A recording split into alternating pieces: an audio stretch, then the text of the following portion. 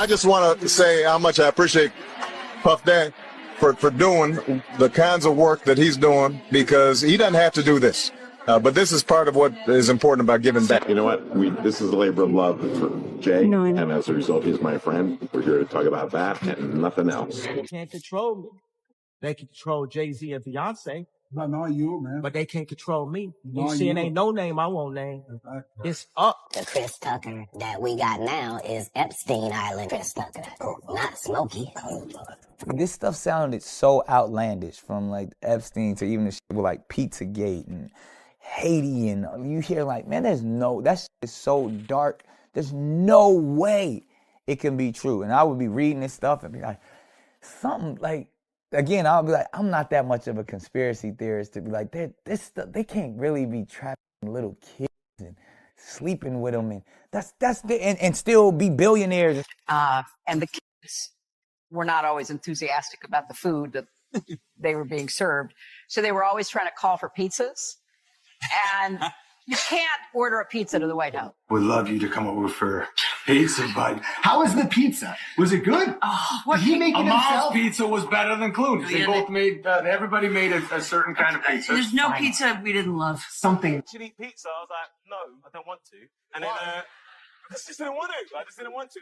Where did we go? We went True Kitchen. Hold on a second. I should have promoted things. Let you can promote whatever you want, but I need to take a step back because you just said something crazy. What do you mean, why would you want to eat pizza? Katt Williams called it before anyone else, and once again, he stayed 10 steps ahead of the system, exposing stars who smile on camera while lying straight to our faces.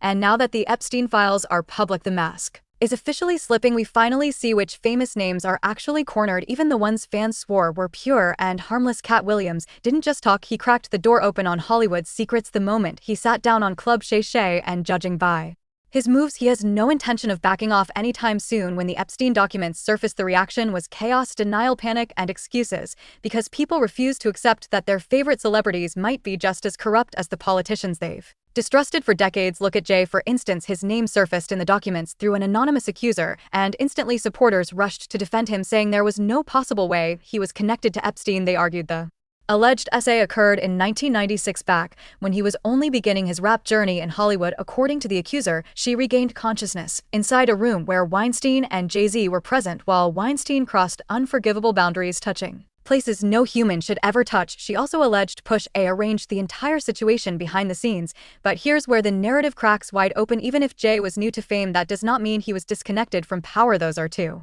completely separate realities. Yes, he was an emerging rapper in 1996, but industry access doesn't always wait for success, and evidence suggests Jay-Z was moving with purpose during that era. There are recorded moments of him beside Weinstein where the dynamic feels unsettling, like Weinstein was shaping rise. You know, Jazzo and Jay-Z were in London living it big time back in like 88. They were in this huge, I'm born and raised in England, and I never saw an apartment that looked like that in England, or a flat, as we call it. I've never seen that. They lived there for a little bit? They were there for like, I don't know, 5 months, something like that. In your thoughts on Donald Trump and what it means for mass incarceration? You know what? This is a labor of love for Jay, and as a result, he's my friend. We're here to talk about that and nothing else. Well, then can I ask you about mass incarceration? And do you think the movement is... I know you all saw it. Go back and replay that moment and tell me it didn't feel like Jay-Z was being guided by Weinstein. Watch closely, don't rush past it, and somehow it gets darker, because multiple clips and images surfaced showing Jay-Z at two wild gatherings. One was a clip I can't share here because of how graphic it gets, but it's circulating on Twitter, so anyone who wants to find it can. But still, that footage showed Jay-Z inside a room with another man as two street workers moved provocatively for their entertainment. The other evidence included photos of him beside Harvey at Diddy's 29th birthday celebration, and on top of that, an old video of Kanye calling out him and Pusha years ago in 2018 came back around, and every word Kanye spoke still feels uncomfortably relevant today. People like Jay-Z and Pusha T, they made their living our people, so how the f*** they gonna stand up for our people? You know what I'm saying? But we forget that because we love Jay-Z's music so much. We love Pusha's music so much, right? But you think they would ever, Beyonce had the best fit for somebody else? Yeah. You know what I'm saying? You think they would ever tell the truth? No, if they told the truth, they didn't go to jail. You know what I'm saying? So you have liars. Liars are now the face of our culture. And suddenly a comic stepped forward openly accusing not only Jay-Z, but even Beyonce of supposedly engaging in dark ceremonial offerings practices. I think it is highly offensive for people who are smart enough to really know what's happening. Look, y'all talk all that about R. Kelly. Beyonce was on that island where they was get. Damn!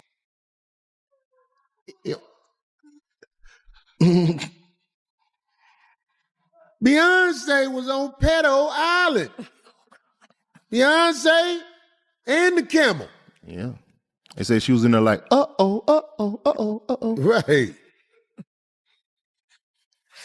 I hope I can go see her again. She was singing and look.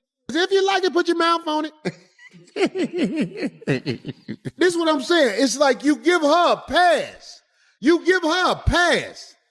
She can have a concert and everything after she's a known participant on Pedo Island.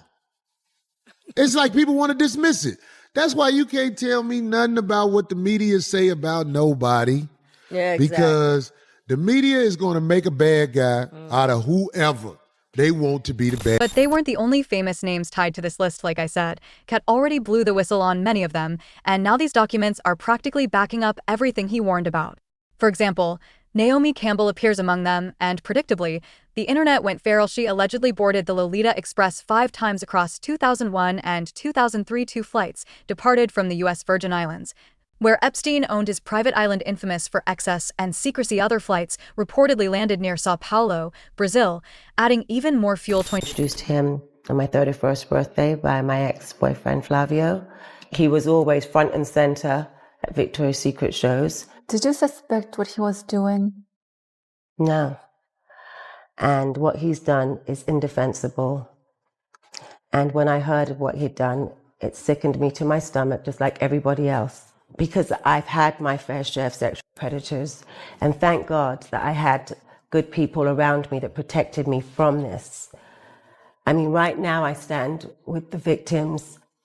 They're scarred for life. There were multiple messages in the documents that suggested she and Epstein quietly coordinating ways to move items.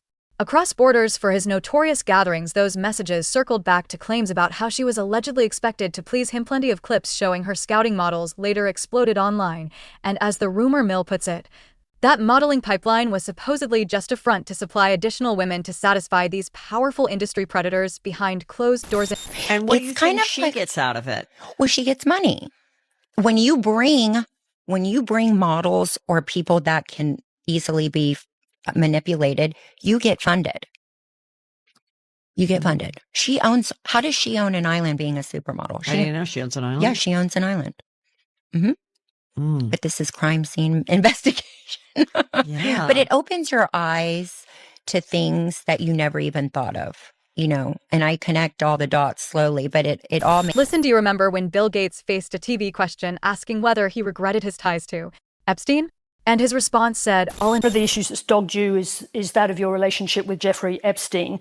Do you regret the relationship that you maintained with him against Melinda's advice and wishes? Oh, I've said that you're going way back in time. But yeah, new audience. I will say for the, over 100th time, yeah, I shouldn't have had dinners with him. Epstein had a way of sexually compromising people. Is that what Melinda was warning you about? No. I mean, no, I had dinner with him, and that's all. This man sat frozen and claimed he only shared dinner with Epstein. Yet the documents reveal a far darker truth. It emerges that he and Epstein were extremely close allies, and he frequently visited the island. There was even a message from Bill Gates to Epstein pleading for antibiotics to secretly give Melinda without her awareness after he allegedly contracted an STD from foreign escorts. Fast forward to 2021. She left him and secured over $29.6 billion. And once Melinda learned the truth, she was devastated by the betrayal that shattered her world. Unbelievable sadness. Unbelievable sadness, right? And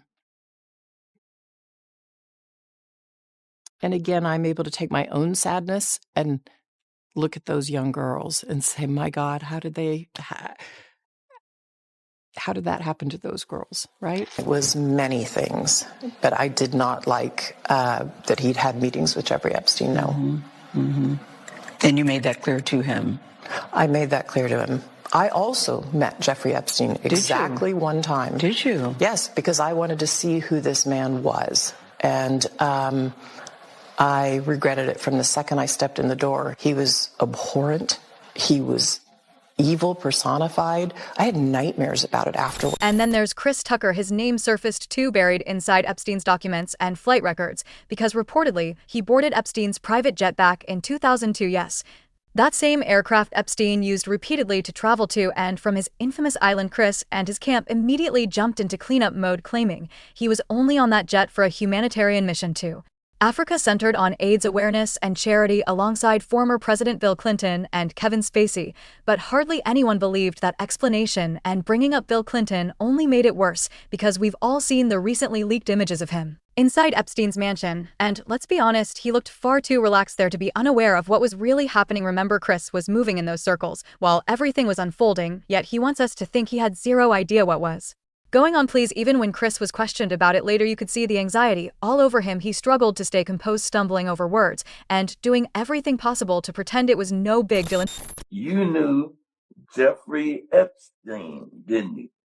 Yeah, I did. We flew Bill Clinton and a lot of different that was a humanitarian trip to Africa.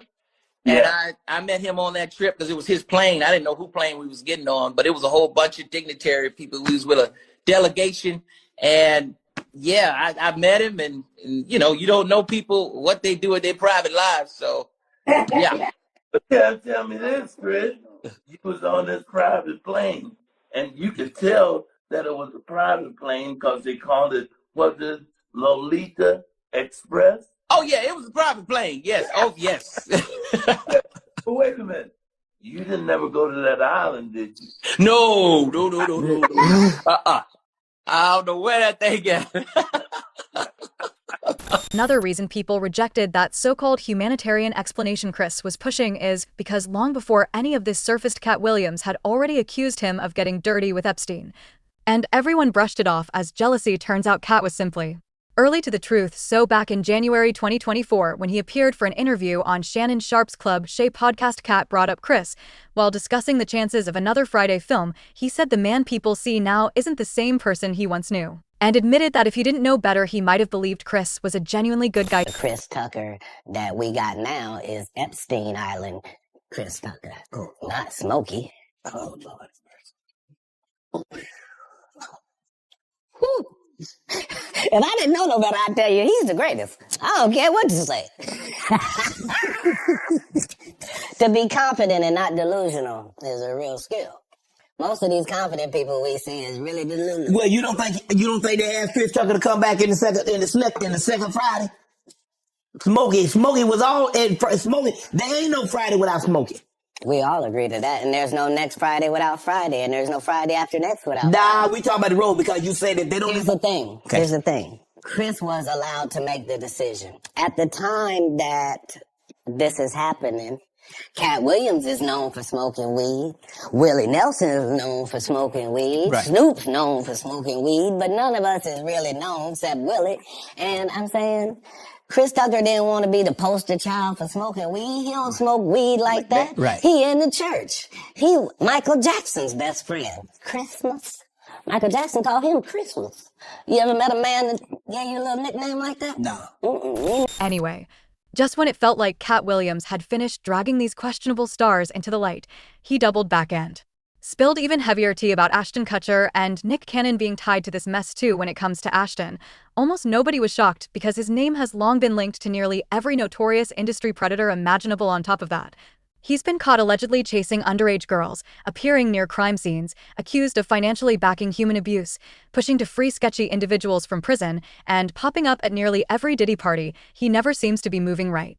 Many people believe the anti-CT group he launched in 2009 was really a cover set up by him and his questionable circle to continue indulging in CT while staying off law enforcement's radar. And let's not forget that as recently as 2023, Ashton went above and beyond, trying to help his close friend Danny Masterson's son escape the SA charges he was facing, even though the evidence against Danny was overwhelming. Multiple reports claim Ashton wrote glowing character letters to the judge, painting Danny as a moral role model, devoted husband, and polite, compassionate man. He never expected those letters to surface, but once they did, people finally started connecting the dots. Now, when it comes to Nick Cannon, he wasn't listed on Epstein's island, but he definitely spoke his mind about everything surrounding it. In fact, he backed Katt Williams on nearly every point. Nick admitted that, like most people, he once thought the stories about these billionaires sounded too extreme to be real, but with what we know now, he says nothing is off the table, even the darkest accusations about what they consume. And here's the twist: many people are whispering that Nick Cannon having so many children with different women could also be part of a ritual he doesn't want the public to understand. Truly Babylon if this is the case. And so I would never